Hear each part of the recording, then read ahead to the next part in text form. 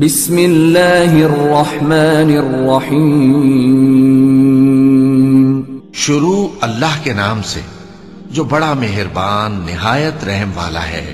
کوہ طور کی قسم اور اس کتاب کی جو لکھی ہوئی ہے کشادہ ورق میں، اور آباد گھر کی اور اونچی چھت کی، اور جوش مارتے سمندر کی کہ تمہارے پروردگار کا عذاب واقع ہو کر رہے گا اور اس کو کوئی روک نہیں سکے گا۔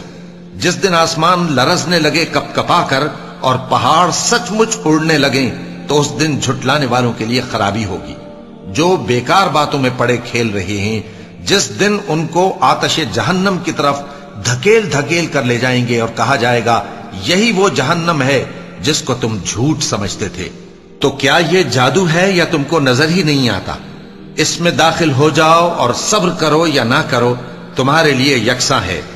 جو کام تم کیا کرتے تھے یہ انہی کا تم کو بدلہ مل رہا ہے۔ جو پرہیزگار ہیں وہ باغوں اور نعمتوں میں ہوں گے، جو کچھ ان کے پروردگار نے ان کو بخشا اس کی وجہ سے وہ خوشحال ہوں گے، اور ان کے پروردگار نے ان کو دوزخ کے عذاب سے بچا لیا۔ کہا جائے گا کہ اپنے اعمال کے صلے میں مزے سے کھاؤ اور پیو، تختوں پر جو برابر برابر بچھے ہوئے ہیں تکیے لگائے ہوئے ہوں گے، اور بڑی بڑی آنکھوں والی حوروں کو ہم ان کی بیویاں بنا دیں گے۔ اور جو لوگ ایمان لائے اور ان کی اولاد بھی راہ ایمان میں ان کے پیچھے چلی، ہم ان کی اولاد کو بھی ان کے درجے تک پہنچا دیں گے اور ان کے اعمال میں سے کچھ کم نہ کریں گے۔ ہر شخص اپنے اعمال میں پھنسا ہوا ہے، اور جس طرح کے میوے اور گوشت کو ان کا جی چاہے گا ہم ان کو عطا کریں گے۔ وہاں وہ جام شراب کی چھینا جھپٹی کریں گے جس کے پینے سے نہ کوئی لغو بات ہوگی اور نہ کوئی گناہ کا کام۔ اور نوجوان خدمتگار جو ایسے ہوں گے جیسے چھپائے ہوئے موتی جو ان کے آس پاس پھریں گے، اور ایک دوسرے کی طرف رخ کر کے آپس میں گفتگو کریں گے، کہیں گے کہ اس سے پہلے ہم اپنے گھر میں اللہ سے ڈرتے رہتے تھے تو اللہ نے ہم پر احسان فرمایا اور دوزخ کی گرم ہوا کے عذاب سے ہمیں بچا لیا۔ اس سے پہلے ہم اسے پکارا کرتے تھے، بے شک وہ احسان کرنے والا ہے، مہربان ہے۔ تو اے پیغمبر تم نصیحت کرتے رہو، تم اپنے پروردگار کے فضل سے نہ تو کاہن ہو اور نہ دیوانے۔ کیا کافر یہ کہتے ہیں کہ یہ شاعر ہے اور ہم اس کے لیے زمانے کی گردش کا انتظار کر رہے ہیں؟ کہہ دو کہ انتظار کیے جاؤ، میں بھی تمہارے ساتھ انتظار کرتا ہوں۔ کیا ان کی عقلیں ان کو یہی سکھاتی ہیں یا یہ لوگ ہیں ہی شریر؟ کیا کفار یہ کہتے ہیں کہ ان پیغمبر نے قرآن از خود بنا لیا ہے؟ بات یہ ہے کہ یہ اللہ پر ایمان نہیں رکھتے۔ اگر یہ سچے ہیں تو یہ بھی ایسا کلام بنا لائیں۔ کیا یہ کسی کے پیدا کیے بغیر ہی پیدا ہو گئے ہیں، یا یہ اپنے آپ کو خود پیدا کرنے والے ہیں، یا انہوں نے آسمانوں اور زمین کو پیدا کیا ہے؟ نہیں، بلکہ یہ یقین ہی نہیں رکھتے۔